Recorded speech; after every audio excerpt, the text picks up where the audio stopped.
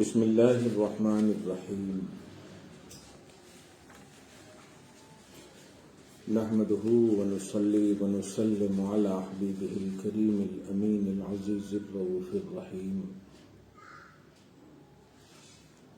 وعلى آلہ واصحابہ الافضلین الاکرمین اجمعین اما بعد فاعوذ باللہ من الشیطان الرجیم بسم اللہ الرحمن الرحیم أَوَلَمْ يَرَوْا أَنَّا نَسُوقُ الْمَاءَ إِلَى الْأَرْضِ الْجُرُزِ فَنُخْرِجُ بِهِ زَرْعًا تَأْكُلُ مِنْهُ أَنْعَامُهُمْ وَأَنْفُسُهُمْ أَفَلَا يُبْصِرُونَ صدق اللہ العظیم۔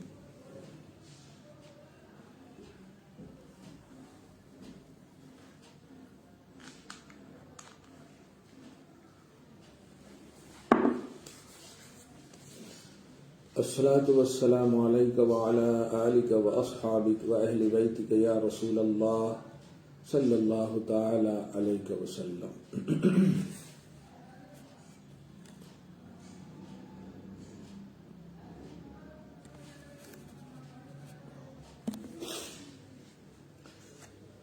سورہ سجدہ کی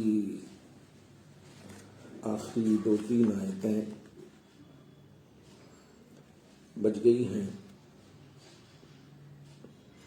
اللہ سبحانہ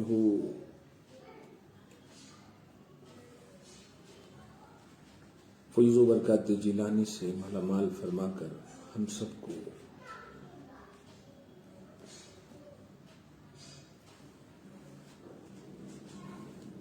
دائمی طور پر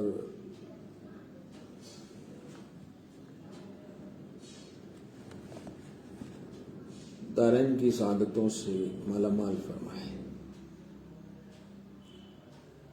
آج کے درس میں یہ تو سورہ سجدہ میں کل 30 آیتیں ہیں، کوشش کروں گا کہ ساری آیتیں آج ہو جائیں، اور کل میں خاتمۃ السورہ یعنی نتیجہ سورہ خوشخبری کے ساتھ حاضر خدمت ہوں۔ مخلص محترم عالی جناب محبوب علی خان صاحب نے یوں تو 2 سال سے کنٹینیو ہم سب غوث اعظم اور ترجمہ بسم اللہ یعنی قرآن پاک میں ہیں جو 114 سورہ ہیں، 114 بسم اللہ الرحمن الرحیم، سورہ توبہ کو چھوڑ کر 113 بسم اللہ الرحمن الرحیم، اس کا ترجمہ مکمل ہو چکا ہے، الحمدللہ ثم الحمدللہ۔ اللہ سبحانہ کی توفیق سے، محبوب سبحانی کے کرم سے،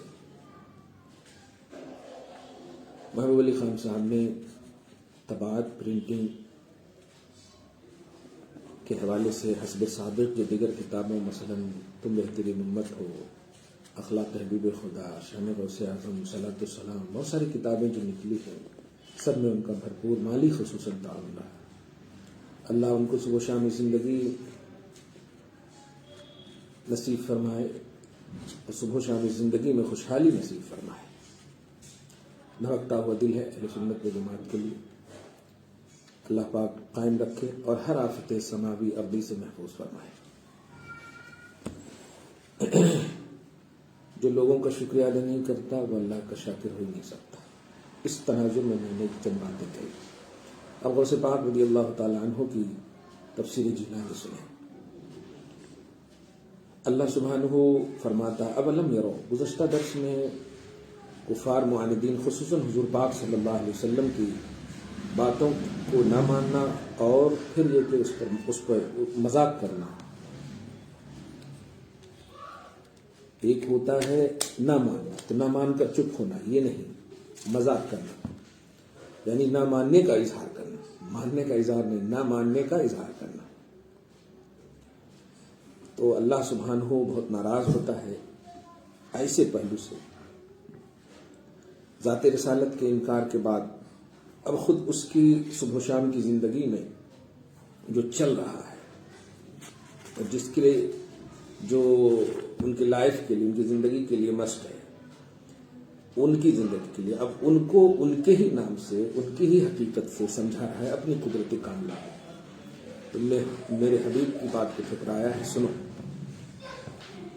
خطاب غائبانہ ہے، فرماتا اولم یرو، کا ان معاندین اور ہماری قدرت کے کمال اور ہماری حکمت و اختیار کی کثرت کے کمال کے انکاری کو یہ نہ سوجھا کہ انا نسوق الماء، انا کی تفسیر میں غوث فرماتے ہیں کہ ہمارے جود و لطف و عطا کیا اور کیسے ہیں، اس کی ایک چھوٹی سی جھلک کہ نسوق الماء، ہم پانی کو ہانکتے ہیں۔ نسوق الماء ہانکتے ہیں کہ کیا حقیقت ہے، ابھی دیکھیے غوث خود کہتے ہیں بالتدابیر العجیبہ والحکم البدیعہ، یعنی عجیب عجیب تدبیروں سے اور نادر نادر حکمتوں سے۔ اور وہ کیا ہے؟ خود غوث پاک کہتے ہیں من تصعید الابخرہ والادخنہ، پہلے دھوؤں کو ہم سمندروں سے اٹھاتے ہیں، پھر ان کو اس سمندری دھوؤں کو بادل بناتے ہیں، پھر ان بادلوں کے درمیان سے پانی کو ٹپکاتے ہیں۔ کہاں؟ الی الارض الجرز، پرپٹ اور خشک اور جمود کی شکار سرزمین پر، یعنی وہ زمین جو سبزی دینے، سبزہ اگانے کے سلسلے کو منقطع کر دی ہو غایت یبس اور غایت جمود کی بنیاد پر۔ فنخرج بہ، پھر ہم اسی پانی سے نکالتے ہیں زرعن، زراعت کی چیزیں، مگر زرعن کی تفسیر میں غوث بڑی اہم بات کہتے ہیں، انواعا من الاقوات، غذائیت کی قسم قسم کی غذائیت کو۔ یہ ترجمہ جو میں نے کیا ہے ابھی اس لیے کہ یہ ترجمہ ذوی العقول و غیر ذوی العقول دونوں کو شامل ہے، کیونکہ اگر زراعت صرف کریں گے تو پھر انسان نہیں آ پائیں گے، انسان گھاس تھوڑی کھاتا ہے، چارہ تھوڑی کھاتا ہے، مگر یہاں کہتے ہیں غوث پاک تاکل منہ انعامہم وانفسہم، اللہ فرماتا ہے کہ جس کے اگنے کی وجہ سے یا جو غذائیت کو ان کے چارے بھی کھاتے ہیں، مطلب اس غذا کے جو پتے ہوتے ہیں، چارے جس کو آپ کہیں، وانفسہم، اور یہ خود بھی کھاتے ہیں اس سے پھل وغیرہ۔ فار ایگزامپل دیکھیے نا، ہم مکئی کو لے لیجیے، آپ چاول کو لے لیجیے، چاول دھان ہوتا، رائس ہوتا، تو رائس ہم کھاتے ہیں، اس کی جو چیزیں اور دیگر چیزیں ہوتی ہیں اس کو چارے بنتے ہیں چوپایوں کے لیے۔ تو اگانے کی جو چیز ہے وہ زمین ہے، اور ایسی زمین جو خشک تھی، پھر اللہ پاک نے پانی برسایا، اس کو یہ کیا، قابل زراعت کیا۔ افلا یبصرون، پھر بھی انہیں نہیں سوچتا۔ آیت نمبر 27 کی تفسیر، اولئک المصرون المنکرون هذه القدرۃ العجیبہ، کیا یہ اس عجیب عجیب قدرت کے انکاری کو نہیں سوچتا کہ فیستدلون بها علی قدرتنا الکاملہ وحکمتنا البالغہ، کہ ہماری قدرت کاملہ اور ہماری حکمت بالغہ پر دلیل پکڑے اس کے ذریعے سے کہ آخر یہ کون، اوپر سے کون بارش برسا رہا ہے، کون برسا رہا ہے، غیر متوقع لمحے میں کون مدد کر رہا ہے۔ ان کے تو خریدے ہوئے بت ہیں، جو بت جو ہے خود خرید کے محتاج ہو، خود کفیل نہ ہو، خود مختار نہ ہو، اسی لیے خدا کو خدا کیوں کہتے ہیں؟ وہ خود ہے، کسی نے اسے نہ اختیار دیا، نہ الوہیت دیا، نہ معبود ہونا دیا، وہ خود ہے۔ آیت نمبر 28 کی تفسیر، بلکہ اس میں ایک اور لفظ کہتے ہیں بعد اس کے کہ ما سمعوا منک یا اکمل الرسل، آیت نمبر 25 میں اللہ پاک نے نبی پر ایک آیت اتار کر ان کے سامنے کہہ دیا تھا کہ ربک یفصل بینہم یوم القیامہ، کہ سنو جو اختلاف کر رہے ہو نا، اس اختلاف کا حساب لیا جائے گا، جس چیز میں تم اختلاف کر رہے ہو قیامت کے دن۔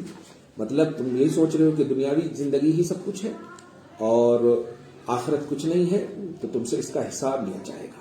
تو آیت نمبر 25 کے تناظر میں غوث پاک کی یہ تفسیر سنیں، بعد اس کے کہ اے میرے حبیب آپ کی زبان فیض ترجمان سے اے اکمل رسول یہ بات سن چکے ہیں کہ ان ربک یفصل بینہم فیما کانوا فیہ یختلفون، جس چیز میں تم اختلاف کر رہے ہو نا، قیامت آنے والی ہے نہیں، کچھ حساب کتاب ہے نہیں، یہی جو کرنا ہے کر لیں، یہ ایک دم بالکل نان سینس باتیں ہیں، بالکل دماغ سے خلاف باتیں ہیں، پرے بھی نہیں۔ خیر، آیت نمبر 28 کا نص، قل یوم الفتح لا ينفع الذین کفروا ایمانہم ولا هم ينظرون، میں نے کبھی آپ لوگ سنے ہوں گے اگر میرے درس میں مسلسل ہیں تو، کہ کوئی بھی شخص کافر ہو کر نہیں مرے گا، دھیان دیجیے گا، مرے گا تو مومن ہوگا۔ اب اس کو اشارہ سنیں آپ، کیونکہ موت کی حقانیت کو، سکرات کی حقانیت کو، نزعات کی حقانیت کو، روح کھینچنے والے کی حقانیت کو، موت کی حقانیت کو جب وہ دیکھے گا تو اس کو یقین ہو گا، اسی لیے تو ڈرا رہے تھے، تو مان لے گا۔ تو یہ ماننا اگرچہ معتبر نہیں ہے لیکن ماننا تو پایا گیا نا۔ اسی لفظ ماننا کو ایمان سے تعبیر کیا گیا ہے اس آیت کریمہ میں۔ قل، حبیب مکرم کہیے، یوم الفتح، بلکہ اللہ سبحانہ اس آیت کے جواب میں آیت نمبر 28 میں جو کہا تھا، یقولون متی ھذا الفتح ان کنتم صادقین، کہ اے میرے حبیب، یہ آپ مستہزئین معک متحکمین، آپ کے ساتھ مذاق، آپ کا مذاق اڑاتے ہوئے، وحی الہی کا مذاق اڑاتے ہوئے، میری بولی اور آپ کی زبان سے سننے کے باوجود مذاق اڑاتے ہوئے جو یہ کہتے ہیں متی ھذا الفتح، یہ فیصلے والی بات جو کہہ رہے ہو محمد، یہ بتا دو کہ اخبرونا وقتہ، یہ کب آئے گی، یعنی قیامت کا انکار، قیامت کب آئے گی، ان کنتم صادقین، حضور کے ساتھ ساتھ جملہ ان کے ماننے والے کو، اگر تم سب سچے ہو اپنے دعویٰ میں تو بتا دو، حتی نتہیأ ونتزود ونؤمن بہ کما آمنتم، تاکہ ہم بھی تیاری کر لیں اور ہم بھی زاد راہ آخرت لے لیں اور ہم بھی اس پر ایمان لے آئے جیسا کہ تم سب بھی یقین رکھتے ہو۔ تو یہ مذاق کے طور پر کہا تھا اللہ سبحانہ، اسی لیے کہا جاتا ہے کہ اعتراض نبی پر ہوتا ہے، جواب خدا دیتا ہے۔ اس جملے میں عمومیت لائیے، اعتراض اگر اللہ کے محبوب بندے پر ہو تو اس کا دفاع، اس کا ڈیفینس خدا ہو جاتا ہے۔ چنانچہ سورہ حج میں اس کا اظہار اس طرح بھی فرمایا اللہ پاک نے، ان اللہ یدافع عن الذین آمنوا، کیا بات ہے، بے شک اللہ ایمان والوں کا ڈیفینسر ہے، دفاع فرماتا ہے، کیا بات ہے، دفاع فرماتا ہے۔ قل، حبیب مکرم، یہ اپنی زبان سے آپ پر اعتراض کے دنیا میں بولے ہیں نا، لیکن میں کہتا ہوں سنیے، اے اکمل رسول، ان کے جواب میں آپ کہیے، کیا بات ہے، جواب خدا دے رہا ہے زبان مصطفیٰ سے سنا رہا ہے۔ یوم الفتح هو یوم القیامہ المعد لتنقید الاعمال والحساب، سنو، وہ قیامت کا دن ہے جو اعمال و حساب کو ناپنے کے لیے، تولنے کے لیے تیار کیا گیا ہے۔ فیومئذ، اس دن، لا ينفع الذین کفروا، دنیا میں جو کافر تھے، کنٹینیو مدت اعمارہم، اپنی پوری عمر، کنٹینیو اسی لیے ترجمہ ٹھیک ہے، اپنی پوری عمر کافر تھے، ایمانہم فیہا، آج کے دن قیامت کو دیکھنے کے بعد بھی، عذاب کو دیکھنے کے بعد جو ایمان لائیں گے، یہ ان کا ایمان انہیں نفع نہیں دے گا۔ ولا ہم ینظرون، اور نہ ہی ان کو اس وقت کچھ مہلت دی جائے گی کہ تم ایمان لے آئے ہو، اب یقین ہو گیا نا، چلو پھر اب جاؤ عمل کرو، نہیں، ولا ہم ینظرون، نہ مہلت دی جائے گی۔ غوث پاک نے ینظرون کی تفسیر 4 لائن پر فرمائی، اے لا یمہلون حتی یتدارکوا ما فوتوا علی نفوسہم طول عمرہم من الایمان باللہ، یعنی انہیں مہلت نہ دی جائے گی کہ وہ اپنی پوری عمریں جو ایمان نہ لا کر کے، اوامر الہیہ نواہی الہیہ کو بجا نہ لا کر کے، رسول کی تصدیق نہ کر کے، کتابوں کی تصدیق نہ کر کے، اور دین الہی کی نشانات، تمام نشانات کی تصدیق نہ کر کے، اسلامی شعائر کو نہ مان کر کے، یہ سب جو پوری عمریں فوت کر دی ہیں، اس کے تدارک کے لیے انہیں مہلت نہ دی جائے گی۔ وبعد ما تمادوا فی الغفلۃ والضلال، اور بعد اس کے کہ وہ لوگ غفلت و گمراہی میں اتنا بڑھ گئے کہ وبالغوا فی العتو والعناد، اور سرکشی میں، آپ سے دشمنی میں، آپ سے عداوت میں اتنا بڑھ گئے تو ان کا ایمان، چونکہ آپ سراپا معجزہ تھے، آپ نے جو ان لوگوں نے مانگا، آپ نے ان کا مطالبہ پورا کیا۔ انہوں نے شق القمر، چاند کے 2 ٹکڑے کی بات کہی، آپ نے کر کے دکھایا، آپ کے ہاتھ سے کنکڑی نے کلمہ پڑھا، جو مطالبہ کیا، سب جب آپ نے پیش کر دیا تو اپنے اتمام حجت ہو گیا نا، پھر بھی نہیں مانا ان لوگوں نے۔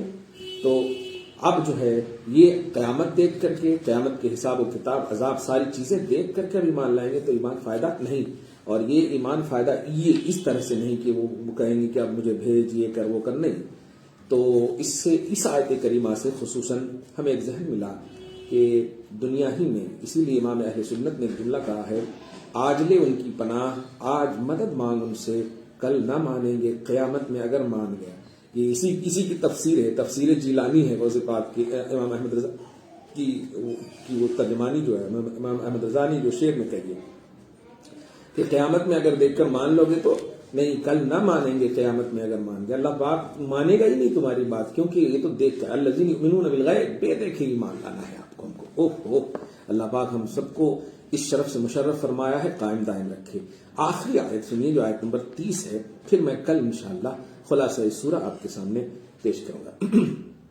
فَأَعْرِضْ، لہذا اے میرے حبیب، اب اعلان کرتا ہوں، اے اکمل رسول، کیا بات ہے، اے اکمل رسول، عنہم، ان سے چہرے کو پھیریے، ولا تلتفت الی ہذیاناتہم، اور ان کی بکواس کی طرف دھیان مت دیجیے، واصرف عنان عزمک عن ہدایتہم وارشادہم، اور اپنے عزم و حوصلے کی لگام کو ان کی ہدایت سے، ان کی رشد سے پھیر لیجیے۔ بعدما تاہوا فی تیہ الغی والضلال، آپ نے اتمام حجت کر دی ہے، اب یہ گمراہی میں بھٹکتے رہیں، واصروا علیہا، اور اس پر اصرار کرتے رہیں۔ اور اس کے بعد دھیان دیجیے گا، یہ اس وقت کا حکم ہے جب آپ کو کھلم کھلا جہاد کا حکم آپ کے لیے نازل نہ ہوا تھا، مگر وانتظر، میرے حبیب، نصر، ظفر، غلبہ ان پر آپ پائیں گے، آپ انتظار فرمائیے۔ اور یہ بھی کہہ دیجئے انہم منتظرون، اگر تم حق پر ہو، مجھے نہ مان کر اے منکرو، تو سنو، تم بھی میرے اوپر غلبہ، فتح و نصرت، ظفر یابی کے لیے انتظار کرو، یعنی یہ لوگ بھی انتظار کریں۔ غوث پاک نے ایک دعا کی ہے، وہ دعا میں اخیر میں کروں گا۔ یہ پوری آیت ہو گئی، آیت نمبر 30 تک کا درس ہو گیا۔ اس سے آپ کو، ہم کو جو حالات حاضرہ پر، جو میری ایک عادت ہے کہ قرآن پاک نیڈ آف دی اوور، وقت کی ضرورت کو پیش کرتا ہے، تو سب سے اہم پہلو یہی میں درس کے باب میں دینا چاہتا ہوں کہ اللہ پاک کا سب سے پہلے مسلمان شکر بجا لائیں کہ اللہ پاک نے ہمیں توفیق دی۔ یمنون علیک ان اسلموا قل لا تمنوا علی الاسلام بل اللہ یمن علیکم ان ہداکم للایمان، اللہ کا احسان ہے کہ آپ کو ایمان کی ہدایت ملی، رسول پاک صلی اللہ علیہ وسلم کا قدم ملا، غلامی نصیب ہوئی۔ اس لیے ہمیں اور آپ کو چاہیے کہ بس اللہ پاک کی بارگاہ میں احسان مانے کہ ہم کو اللہ پاک نے ہم پر احسان فرمایا، اور ساتھ ہی ساتھ اس احسان پر کنٹینیوٹی ہو، دائمیت ہو۔ ایک اور دوسری سب سے امپورٹنٹ بات یہ کہ جب مختار اعظم، مختار کل، خالق کل نے آپ کو مالک کل بنایا، اتنی ملکیت، اتنا اختیار، اتنی عظمت و برتری رکھنے والے حضور پاک صلی اللہ علیہ وسلم، اللہ کی طرف سے ڈائریکٹ محبوب اعظم، حبیب مطلق، اتنا وصف رکھنے کے باوجود اللہ پاک نے انہیں اس طرح سے فرما رہا کہ اگر کوئی آپ کا دشمن آپ کے خلاف بکواس کرے تو آپ ان کی بکواس کی طرف دھیان نہ دو۔ مسلمانوں، تم غلامان نبی ہو، تمہاری سچی ریئلٹی اس میں بتائی جا رہی ہے کہ جب پاورفل نبی کو اس طرح تربیت فرمائی جا رہی ہے ربانی، تو ہمیں اور آپ کو کیا چاہیے؟ افسوسناک بات ہے کہ بس خالی فیس بک پر اٹھ پٹانگ باتیں کرنے والے بڑے موجود ہو رہے ہیں۔ سب سے پہلی جو ذمہ داری ہماری وہ یہ ہے کہ ہم سمجھیں اپنے آپ کو۔ دوسرے آپ کے اوپر کلیم کرتے ہیں تو بس اپنا پوزیشن بھی آپ بھول جاتے ہیں۔ پہلے اپنے پوزیشن کو برقرار رکھو، اپنے پوزیشن کو، اپنی آئیڈینٹی جو ہے، اپنا تشخص جو ہے وہ برقرار رکھو۔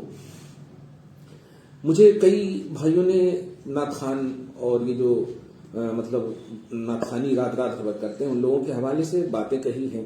میں بس ایک ہی بات کہوں گا، بھائیوں، صرف جو ہے یہ کہ دف بجا کر کے یا راگنی الاپ کر کے یا طرز الاپ کر کے اس طرح سے اس کو صرف نعت خوانی، ہم اس کا انکار نہیں کر رہے ہیں، اس کو صرف نعت خوانی نہیں کہتے ہیں۔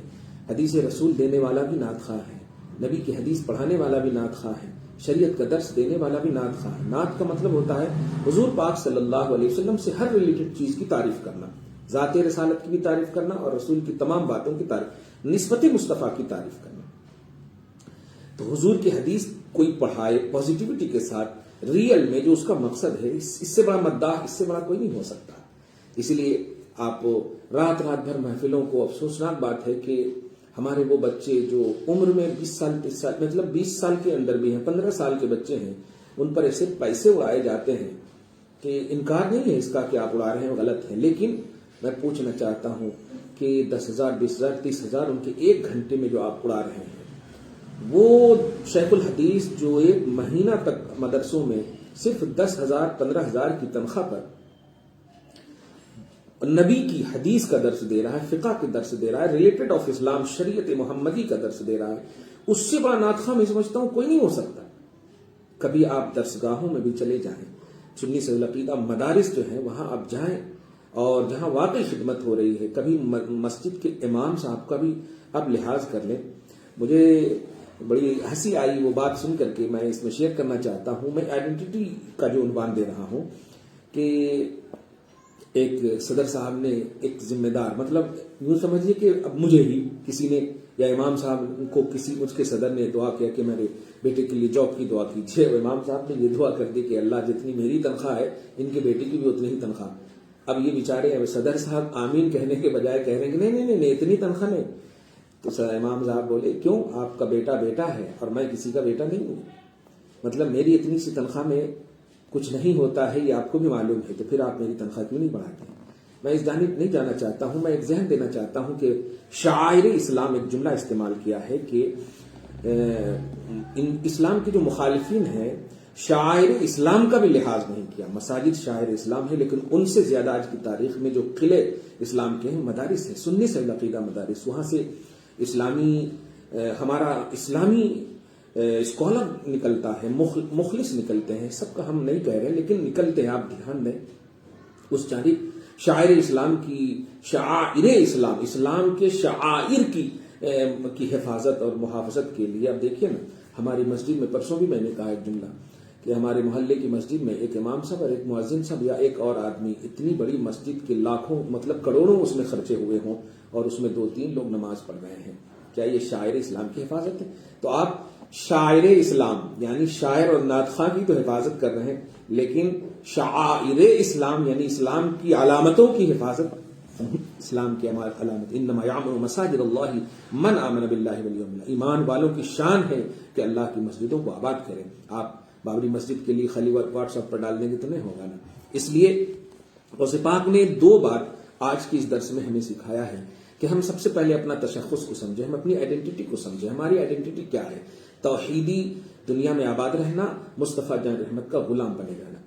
اس سیکشن سے اگر آپ کو مطلب پھر کچھ اگر موقع ملے تو آپ سب سے بڑی ذمہ داری یہ ہے کہ آپ غیر جو دشمن ہیں ان کی دشمنی پر دھیان نہ دیں، آپ اپنے آپ کو اتنا ایکٹیو بنا لیں، اتنا اچھے رکھ لیں روحانیت میں بھی اور جسمانیت میں بھی، الحمدللہ کہ وہ آپ کی کردار، آپ کی ذات، آپ کے اعمال، آپ کی فکروں، آپ کی تمام کارکردگیوں کو دیکھ کر کے مجبور ہو جائے۔ چنانچہ آپ دیکھیں سارے جہان کے رسول ہمیں اور آپ کو ملے، لیکن عرب کی سرزمین پر کام کیا، انڈیا کی سرزمین پر نہیں آئے۔ آپ اس بات کو غور کیجئے، ساری دنیا کی ذمہ، دنیا نے ساری کائنات کی رسپانسبلٹی، وما ارسلناک الا رحمۃ للعالمین، لیکن یہاں نہیں آئے۔ کیا مطلب؟ فزیکلی طور پر اگر ظاہری طور پر دیکھیں 63 سال کی عمر پاک میں تو تشریف نہیں لائے، لیکن پھر بھی آج ہر گھر میں اسلام ہے، انہیں محمد صلی اللہ علیہ وآلہ وسلم کا لایا ہوا اسلام ہے۔ یہ آنے کی وجہ کیا ہے؟ یہ اپنا تشخص، اپنا معیار جو اللہ پاک نے خصوصاً بتایا ہے، یا رسول اللہ، اے اکمل رسول، آپ ان کی طرف دھیان نہ دیں، آپ کا وقار، آپ کا تشخص، آپ کی آئیڈینٹی، آپ کا تعارف، آپ کی تعریف، آپ کی رسپانسبلٹی، آپ کا اسٹیٹس، یہ آپ کا بیس کیا ہے؟ یہ بیس کو آپ غیروں کی اس میں کیسے ختم کر سکتے ہیں؟ نہیں آپ تو یہ اللہ پاک نے اس عظیم رسول کو ذہن دے کر کے، تربیت دے کر کے ہمیں بڑی اچھی تربیت فرمائی ہے کہ نبی کو میں نے ایسا کہا جو پاورفل ہے، تم تو غلام ہو، تمہارے پاس تو وہ پاور بھی نہیں ہے۔ لہذا آج کے درس میں فیض و برکات جیلانی کے عنوان سے ہی کہوں گا، مسلمانوں اپنے تشخص کو سمجھو، اپنی آئیڈینٹی کو سمجھو، اپنا تعارف سمجھو، اپنا بیس سمجھو، اپنا معیار سمجھو۔